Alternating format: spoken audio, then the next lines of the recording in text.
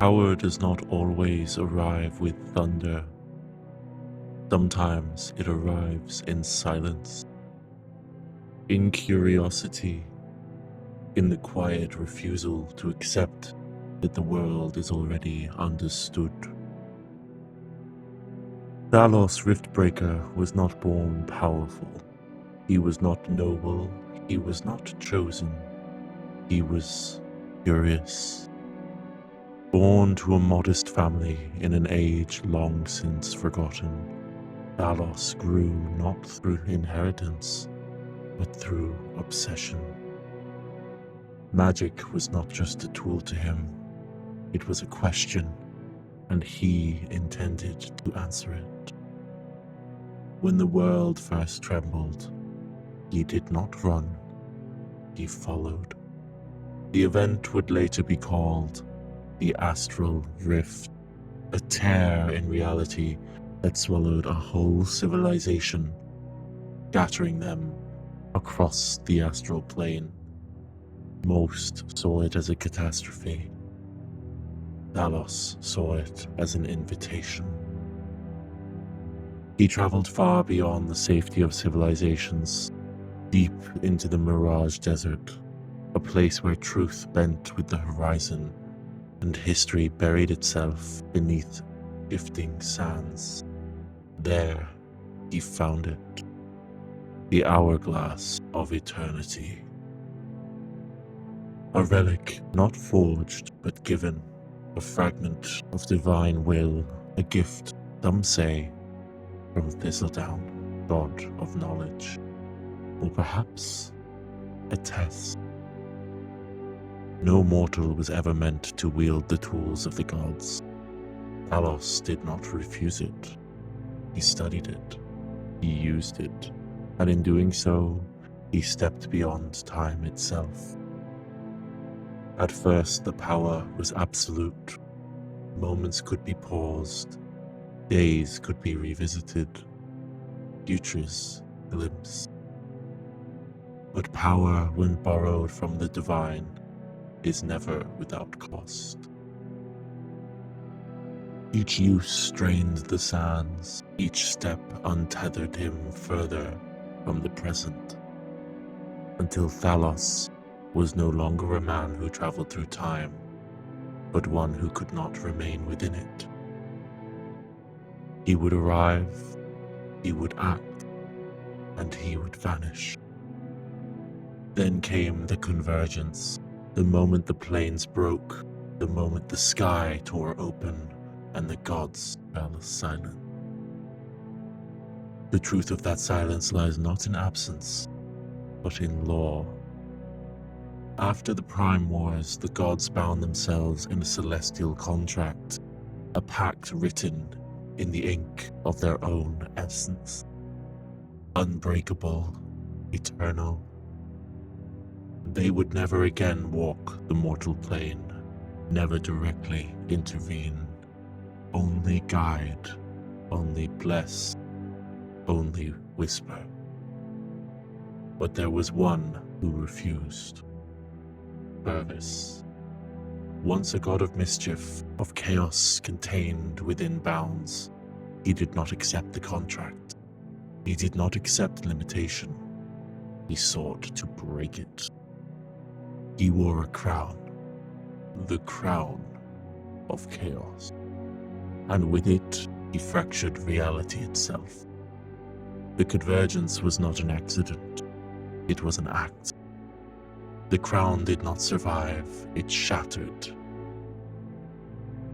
Fragments fell from the heavens, burning, dreaming, alive with divine instability. Among them, the Starlight Stone. Not relics, not treasures, but pieces of something that should never have been broken. Alongside them, other forces were scattered. As Fervis was imprisoned by the Prime, it was mortal champions, the first keepers of balance that worked alongside dragons.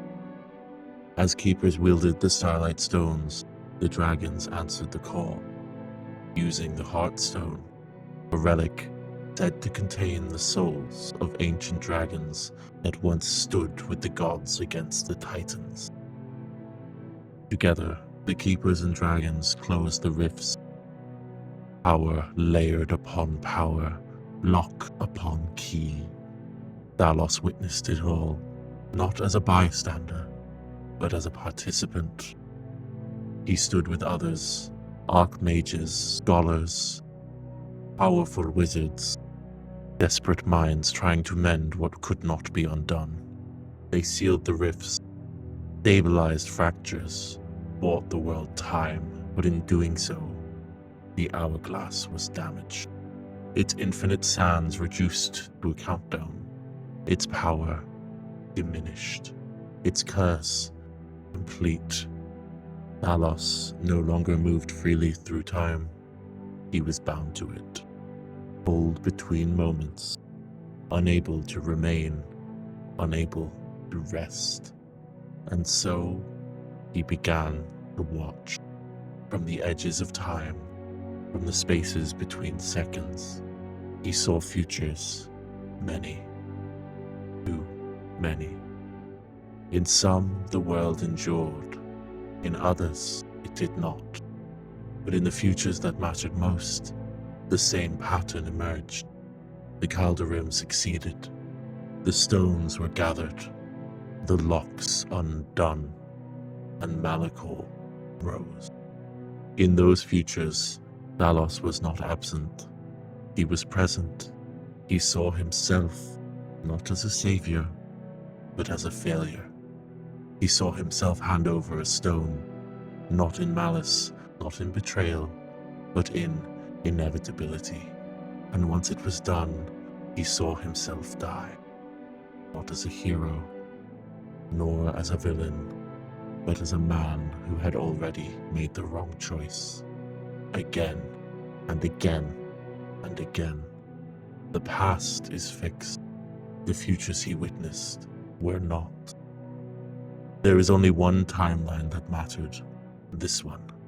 The one he is bound to, the one he cannot see beyond, the one still unwritten. And in every version of it, there are constants. 7 individuals, a meeting in Sylvanthal, pains, coincidence, or something far more dangerous. Hope. Thalos understands now what he did not before. Power does not solve inevitability, it creates it. The hourglass can be restored, not fully, but enough. Through celestial dust, fragments of astral potential scattered across planes and time alike. With enough of it, he could sever this tether, though he will not survive it. Time will claim what it was denied. In an instant, and Thalos Riftbreaker will finally age and die. He does not fear this, because for the first time, he has seen something new.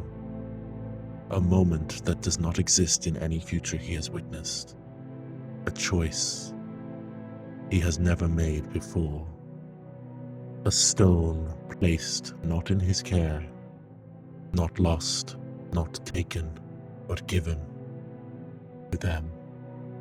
Not because it is safe, not because it is wise, but because it is unknown. An unknown is something time itself cannot predict.